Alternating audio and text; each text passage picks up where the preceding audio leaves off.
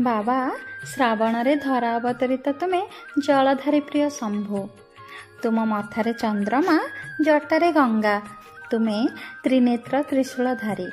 ବ୍ରହ୍ମାଣ୍ଡର କଲ୍ୟାଣ ନିମନ୍ତେ ହଲାହଲା ବିଷ ପାନ କରି ତୁମେ ଅମର ଅବିନାଶୀ ଜଗ କଲ୍ୟାଣକାରୀ। ଏ ଶ୍ରାବଣ ଆଜି ଶିବମୟ ପ୍ରଭୁ। ଦେବ ଦାନବ ମନୁଷ୍ୟ ପଶୁପକ୍ଷୀ ସମସ୍ତଙ୍କ ମନ ଶିବଧ୍ୱନିରେ ଆନ୍ଦୋଳିତ। ଶୁଣିଛି ଶ୍ରାବଣରେ ପବିତ୍ର ମନରେ ତୁମ ଜଳାଭିଷେକ କଲେ ତୁମେ କାଳେ ପ୍ରସନ୍ନ ହୁଅ। ହେଲେ ପ୍ରଭୁ କୁହ ତ, ଏ ମନ କ'ଣ ପବିତ୍ର? ଏ ମନରେ ତ ମିଛ, ଗର୍ବ, ଅହଙ୍କାର ଓ ଈର୍ଷାର ସାଗର ବଢ଼ିଛି।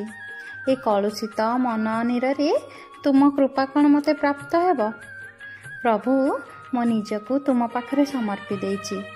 ତୁମ ଜଟାଧାରରେ ବହୁଥିବା ଗଙ୍ଗାରେ ଧୋଇ ମୋତେ ଶୂନ୍ୟ କରିଦିଅ। ଆଉ ମୋ ମନରେ ପ୍ରେମ ଭକ୍ତି ଭରିଦିଅ। ତୁମ ଭକ୍ତ ପାଖରେ ଭାବର ଅଭାବ ନଥାଏ ପ୍ରଭୁ। ବାସ୍ ସେଇ ଭାବ ଟିକିକ ମୋତେ ଦେଇଥାଅ ତ। ଆଜି ମୋ ଶୂନ୍ୟ ମନରେ ମହାଶୂନ୍ୟ ଶିବଙ୍କୁ ଅନୁଭବ କଲି। ଆଉ ହାତରେ ଆଞ୍ଜୁଳାଏ ଶ୍ରଦ୍ଧା, ଭକ୍ତି ଓ ପ୍ରେମର ଅଶ୍ରୁ ନେଇ ତୁମକୁ ଶୀତଳତା ପ୍ରଦାନ ନିମନ୍ତେ ଜଳାଭିଷେକ କରୁଛି ପ୍ରଭୁ। କହିଲ, ତୁମେ ପ୍ରସନ୍ନ ହେବ ନା? ମୋ ହାତକୁ ଧରି ମୋ ସୁଖ ଦୁଃଖକୁ ସାଉଁଟି ନେବ ନା?